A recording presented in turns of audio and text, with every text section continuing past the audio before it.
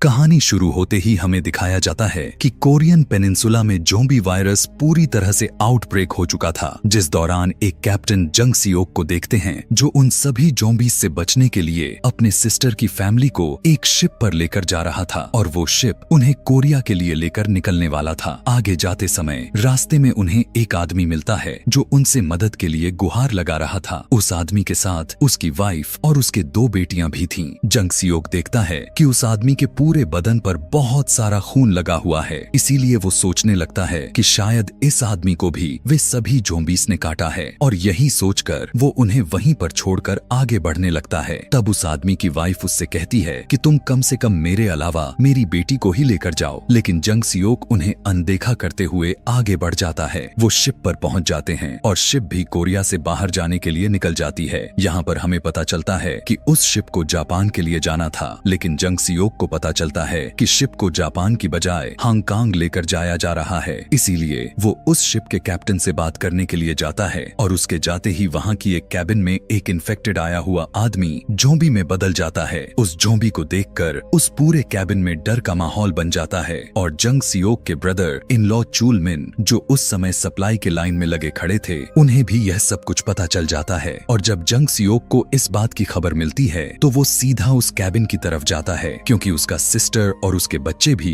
उसी कैबिन में मौजूद थे और वो ज़ोंबी उसी कैबिन के बाहर ही मिल जाता है और जंग सियोक उसे शूट कर देता है। और उसके बाद जैसे ही वो उस कैबिन के अंदर जाकर देखता है कि जितने भी लोग उस कैबिन में थे वो सारे के सारे अब इन्फेक्टेड हो चुके हैं और उन इन्फेक्टेड लोगों में उसका नेफ्यू भी था और उसकी सिस्टर अपने बेटे को पकड़कर बैठी थी, लेकिन वो इन्फेक्टेड लोग किसी भी वक्त ज़ोंबी में बदल सकते थे। और यही सोचकर जंग सियोक अपने सिस्टर को वहां से लेकर जाने लगता है, लेकिन वो अपने बेटे को अकेला छोड़कर नहीं जा रही थी। देखते ही देखते वो सारे के सारे इन्फेक्टेड हुए लोग ज़ोंबी में कन्वर्ट हो जाते हैं और उन लोगों पर अटैक कर देते हैं। जंग सियोक भी उन सभी ज़ोंबीज को मारने की कोशिश करने लगता है कि तभी वो देखता है कि उसका इन्फेक्टेड नेफ्यू अपनी मदर को काट रहा है, लेकिन इसके बावजूद भी वो कुछ भी नहीं कर सकता था कि तभी वहाँ पर गोली की आवाज को सुनकर चूल मिन भी आ जाता है, जो इस कैबिन के दरवाजे को बंद करके उसे बाहर ही रोक देता है। कैबिन के अंदर सारे ज़ोंबीज उसके सिस्टर को खा रहे थे और वो यह सब कुछ अपने आंखों के सामने देख रहा था। इसके बाद हमें पता चलता है कि ये सब जो कुछ भी हुआ था वो आज से 4 साल पहले हुआ था। उस शिप पर कुछ इन्फेक्टेड लोग थे और वो लास्ट शिप थी जो हांगकांग के लिए निकली थी। यहाँ से हमें 4 साल बाद का समय को दिखाया जाता है, जहाँ पर हम जंग सियोक और चूल मिन को देखते हैं। ये दोनों अब हांगकांग में ही रह रहे थे। हांगकांग के लोकल लोग उन दोनों को पसंद नहीं करते थे क्योंकि वो रिफ्यूजीज थे। एक दिन कुछ गैंग मेंबर्स उनके पास आते हैं और उन्हें अपने बॉस के पास लेकर जाते हैं। उनका बॉस उन लोगों को एक जॉब ऑफर करता है। उनकी 4 लोगों की एक टीम बनाकर दोबारा से कोरियन पेनिनसुला में जाने के लिए कहते हैं, जो अभी भी क्वारंटाइन है और ज़ोंबीज से भरा पड़ा है। उनका टारगेट यह था कि पेनिनसुला में से एक फूड ट्रक को बाहर निकालना था जिसमें लगभग $30 मिलियन से भरे पड़े थे और शर्त यह रख दी गई थी कि काम को पूरा कर लेने के बाद उन मेंबर्स को भी $2.5 मिलियन भी दिए जाएंगे। और इसी के साथ ही वो उन्हें उन सारे ज़ोंबीज से बचने के लिए कुछ इंस्ट्रक्शंस भी बताता है कि ज़ोंबी को रात में नजर नहीं आता और रात में वो ज़ोंबीज आवाज को फॉलो करते हुए लोगों पर अटैक करते हैं। इसीलिए वो कहता है कि इस काम को रात में आसानी से किया जा सकता है। उन्हें 2 सैटेलाइट फोन को देकर शिप के थ्रू बताई गई लोकेशन पर पहुंचा दिया जाता है और जब वे सभी सर्वाइवर अपना मिशन को कंप्लीट कर लेते हैं तो वापस आते समय इस सैटेलाइट फोन का इस्तेमाल कर सकते हैं। वो सभी सर्वाइवर उस जगह पर पहुंच जाते हैं जहां पर वो ट्रक खड़ा हुआ था। तब जंग सियोक उस ट्रक के पास जाकर चेक करता है। तब उसे पता चलता है कि वो ट्रक तो उन लोगों का नहीं है। जंग सियोक जब ट्रक को चेक करने के बाद वापस आ रहा था कि तभी उसे किसी की आवाज आती हुई सुनाई देती है। वो देख पाता है कि एक बिल्डिंग जो गिरी हुई है और उसमें ज़ोंबीज भरे पड़े थे और वो बिल्डिंग ग्लास की थी, इसलिए उसमें सारे के सारे ज़ोंबीज दिखाई दे रहे थे और उस ग्लास का कोई भी भरोसा नहीं किया जा सकता था कि कब वो टूट जाए और सारे ज़ोंबीज बाहर आ जाएं। यह देखकर जंग सियोक जल्दी से आकर गाड़ी में बैठ जाता है और वे सभी फिर से अपने टारगेट के लिए निकल जाते जाते हैं। कुछ दूरी पर उन्हें एक और ट्रक नजर आता है और इस बार जंग सियोक अकेला नहीं जाता, उसके साथ चूल मिन और उसके साथ उसका एक और पार्टनर भी जाता है। वहाँ पर वो लोग अकेले नहीं थे, कोई और भी था जो उन लोगों पर नजर गड़ाकर बैठा हुआ था। जब वे सभी ट्रक को खोलकर देखते हैं तो उन्हें पता चलता है कि वो तो पूरा का पूरा ट्रक पैसों से भरा हुआ है। यहाँ पर ट्रक को ढूंढने का मिशन तो पूरा हो जाता है और अब वहाँ से निकलने का टाइम हो चुका था। वो देखते हैं कि उस ट्रक का ड्राइवर भी एक ज़ॉम्बी में बदल चुका है और इन्हें लगता है कि शायद वो मर चुका है, लेकिन यह सोच तो उनके लिए गलत साबित होने वाली थी। जैसे ही चूल मिन ट्रक के अंदर जाने लगता है, वो ट्रक ड्राइवर जिंदा होकर झपट पड़ता है, जिससे ट्रक का हॉर्न प्रेस हो जाता है और पूरे एरिया में उस हॉर्न की आवाज जोर से गूंज जाती है। ये आवाज सुनकर वो सारे ज़ॉम्बिस अलर्ट होकर उनकी तरफ बढ़ना शुरू कर देते हैं और ये कोई ऐसा वैसा ज़ॉम्बी नहीं थे, बल्कि कोरिया के अल्ट्रा फास्टर ज़ॉम्बिस थे। जंग सियोक जल्दी से उस ट्रक ड्राइवर को मार देता है और उनका एक साथी उस ट्रक को स्टार्ट करता है और इधर जंग सियोक बाकी के सभी ज़ॉम्बिस को मारना शुरू कर देता है, लेकिन वो तादाद में काफी ज्यादा थे। चूल मिन वापस कार में जाकर बैठ जाता है और कार स्टार्ट होते ही जंग सियोक भी उसमें बैठ जाता है और इतनी डिफिकल्टी होने के बावजूद भी वो सभी ट्रक को वहाँ से निकालने में कामयाब हो जाते हैं। और अब बारी थी वो सैटेलाइट फोन को यूज करने की, लेकिन इससे पहले कि वो उन्हें यूज कर पाते, अचानक से कोई बहुत सारे फ्लेयर्स उनके गाड़ी के आगे फेंक देता है और ये उन लोगों के लिए उनके सामने बिछाया गया ट्रैप था, ताकि लाइट होने की वजह से ज़ॉम्बिस उनकी तरफ अट्रैक्ट हो सके। और ठीक ऐसा ही होने लगता है। सारे के सारे फास्टर्स ज़ॉम्बिस उनकी तरफ बढ़ने लगते हैं और जल्दबाजी में वे सब अपनी गाड़ियों को भगाने लगते हैं और तभी उनकी कार क्रैश हो जाती है और उनका ट्रक भी उससे टकरा जाता है और जंग सियोक सीधा ट्रक से बाहर जाकर गिरता है। वो देखता है कि उसकी तो तीनों साथी मर चुके हैं, लेकिन असल में तो ऐसा नहीं था। चूल मिल जल्दी से ट्रक के पीछे वाले डब्बे में घुस गया और ट्रक ड्राइवर भी अभी जिंदा था, लेकिन जंग सियोक के पास इतना समय नहीं था कि वो उन्हें चेक कर सके, क्योंकि ज़ॉम्बिस ने चारों तरफ से उसे घेर रखा था और उनसे लड़ते हुए एक समय ऐसा आता है कि वो अपना हार मान जाता है कि तभी हम देखते हैं कि उसके आगे एक कार आकर उसकी हेल्प करती है। वो देखता है कि उस कार में बैठी एक लड़की जियोंग ड्राइव कर रही थी, उसके साथ उसकी छोटी बहन भी बैठी हुई थी। वो जंग सियोक को कार में बैठाकर वहाँ से निकलते हैं, लेकिन ज़ॉम्बिस हर तरफ फैले हुए थे। हम देखते हैं कि बड़ी मुश्किल से जियोंग अपने कार को बचाकर वहाँ से निकल जाती है। जियोंग काफी खामोशी से अपनी कार को एक ब्रिज के नीचे पार्क कर देती है, क्योंकि सामने ज़ॉम्बिस का एक बहुत बड़ा झुंड था। अब यहाँ पर जियोंग की छोटी सिस्टर अपनी स्किल को यूज करते हुए अपनी रिमोट कंट्रोल को गाड़ी से बाहर निकालती है, जिस पर उसने काफी हैवी टेक्नोलॉजी लगाई हुई थी। उससे वो ज़ॉम्बिस का ध्यान भटकाने लगती है और वो लोग सही सलामत वहाँ से निकल जाते हैं। फिर वो अपने घर पहुँच जाते हैं, जहाँ पर उनके मदर और फादर रहते थे। यहाँ पर पता चलता है कि ये दोनों हस्बैंड वाइफ वही लोग थे जिन्हें 4 साल पहले जंग सियोक इग्नोर करके चला गया था, और उसके हाथ में जो छोटी बच्ची थी वो वही यूजीन थी जिसकी जान बचाने से जंग सियोक ने इनकार किया था, और आज उन्हीं ने उसकी जान बचाई। दूसरी तरफ उस ट्रक के पास एक पूरा गैंग का काफिला ही पहुंच जाता है और गैंग का नाम यूनिट 631 थे, जिसका लीडर फर्स्ट क्लास होंग था। वो देखता है कि उस ट्रक का ड्राइवर अभी भी जिंदा है, लेकिन उसकी जान बचाने की बजाय वो उसे मार डालता है। और यहाँ पर हमें इन लोगों के नेचर के बारे में भी पता चलता है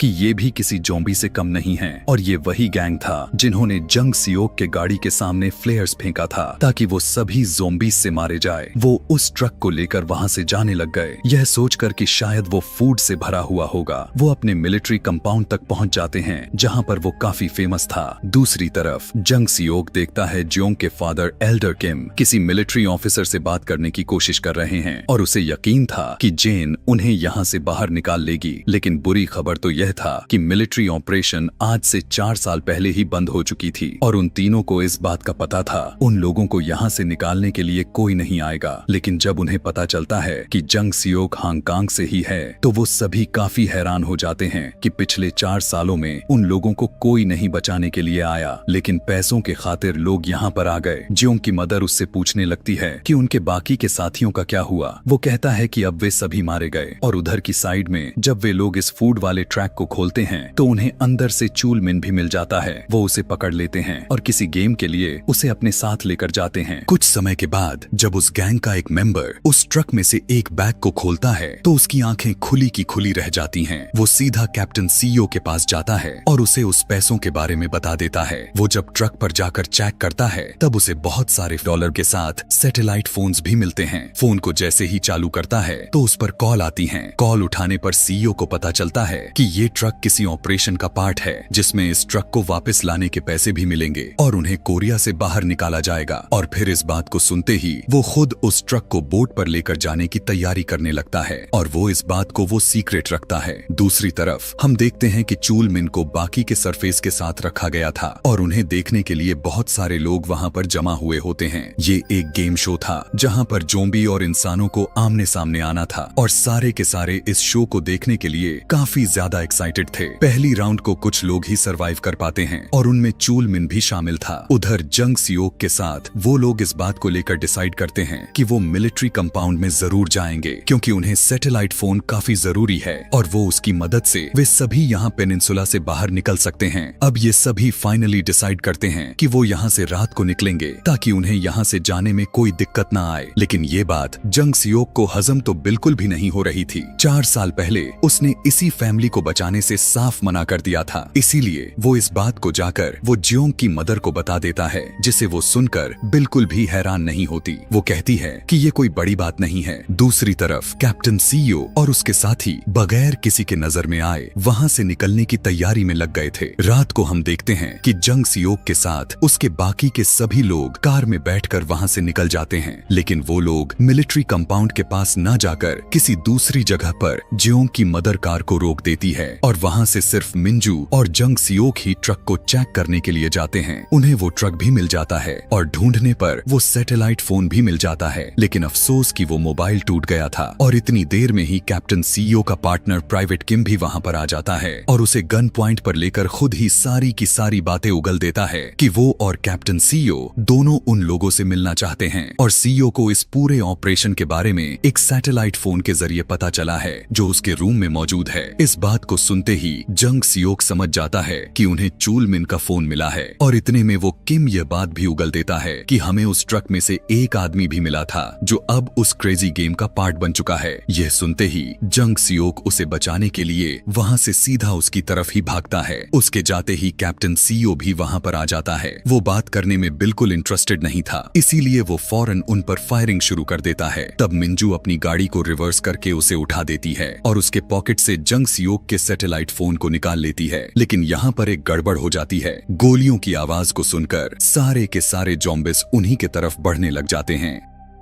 बिल्कुल ठीक वक्त पर जंग सियोक उस गेम में पहुंच जाता है और चूल मिन को बचा लेता है। किसी तरह वो दोनों ज़ॉम्बिस के साथ उन सभी गैंग मेंबर्स से बचकर वहां से बाहर निकल जाते हैं, लेकिन एक ज़ॉम्बी जंग सियोक को पकड़ लेता है और अब चूल मिन के पास सिर्फ 2 ही रास्ते थे, या तो वो अपनी जान बचाकर वहां से भाग जाए या फिर वो उस गन के जरिए जंग सियोक को बचा सकता था। और अच्छी बात तो यह थी कि वो सेकंड ऑप्शन को ही प्रेफर करता है। वो गन से उस ज़ॉम्बी को मारकर जंग सियोक को बचा लेता है, लेकिन तभी उस गैंग का लीडर सार्जेंट उसे पीछे से शूट कर देता है। उसे मरा हुआ देखकर जंग सियोक काफी ज्यादा शॉक्ड हो जाता है। उसे कुछ भी समझ में नहीं आ रहा था कि वो क्या करे। उसकी तो अब सारी फैमिली ही खत्म हो चुकी थी। चूल मिन ही एक बचा हुआ था, लेकिन अब वो भी मारा जा चुका है और वो सार्जेंट उन्हें भी शूट करने ही वाला था। तभी मिंजू उस ट्रक को लेकर वहाँ पर पहुँच जाती है और वो जंग सियोक को ट्रक में बैठने के लिए उसे काफी इंजेस्ट करने लगती है। यहाँ पर हम देखते हैं कि उनके ट्रक को भी ज़ॉम्बिस ने चारों तरफ से घेरा हुआ था और शीशा टूटने की वजह से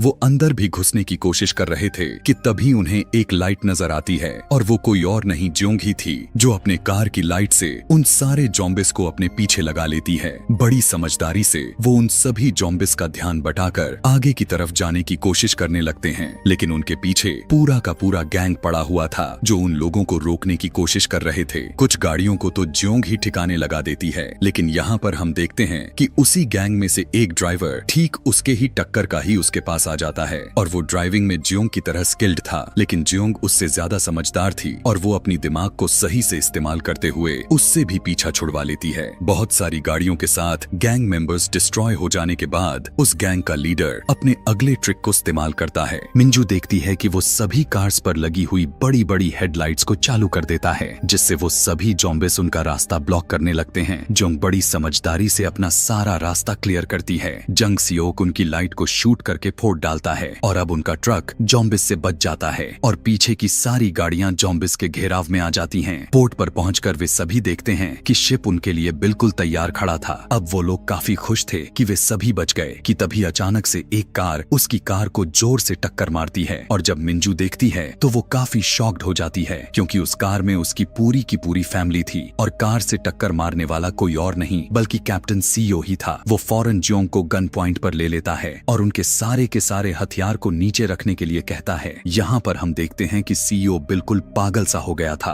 और वो जियोंग को कभी भी मार सकता था। यहाँ पर हम जियोंग की छोटी बहन को देखते हैं जो वो अपने दिमाग का इस्तेमाल करके वो अपने रिमोट कार से उसका ध्यान भटकाती है और जियोंग बिल्कुल आजाद हो जाती है। लेकिन सीओ यूजीन यानी उस छोटी बच्ची को देख लेता है और वो उस पर गोली चलाकर जैसे ही मारने वाला था कि तभी सामने से एक आदमी आ जाता है जो कि उसी गैंग का था और गोली उसे ही लग जाती है। मिंजू जल्दी से अपनी गन को उठाकर उसे मारने वाली थी लेकिन उससे पहले ही सीओ उसके पैर पर शूट कर देता है और ट्रक लेकर वहाँ से भाग जाता है। वहाँ से जाने का टिकट भी उसके पास मौजूद था और एक बार फिर से वो लोग पेनिनसुला में ही फंस जाते हैं। वो ट्रक लेकर शिप पर पहुंच जाता है और वो लोग चेक करते हैं कि ट्रक में कैश है भी या नहीं। यहाँ पर हम देखते हैं कि ट्रक को रिसीव कर लेने के बाद भी वो अपना वादा पूरा नहीं करते और वो सीईओ को शूट कर देते हैं। लेकिन अभी सीईओ जिंदा था। वो उस ट्रक को रिवर्स करके फुल स्पीड में ट्रक को चला डालता है और वो ट्रक शिप से बाहर आ जाता है। दरवाजा खुलते ही सारे के सारे जॉम्बिस अंदर आने लगते हैं और इतने सारे जॉम्बिस को कंट्रोल कर पाना उनके लिए काफी मुश्किल था। सीईओ खुद और उन लोगों को साथ में लेकर डूब जाता है और इधर से जंग सियोक के साथ बाकी के फैमिली भी देख रही थी। अब यहाँ पर हमें पता चलता है कि जब कैप्टन सीईओ यूजीन को शूट कर रहा था तो उसके सामने आने वाला आदमी कोई और नहीं बल्कि उसके फादर एल्डर किम ही थे जो अब धीरे धीरे अपना दम तोड़ रहे थे, जिसके बाद वो मर जाता है।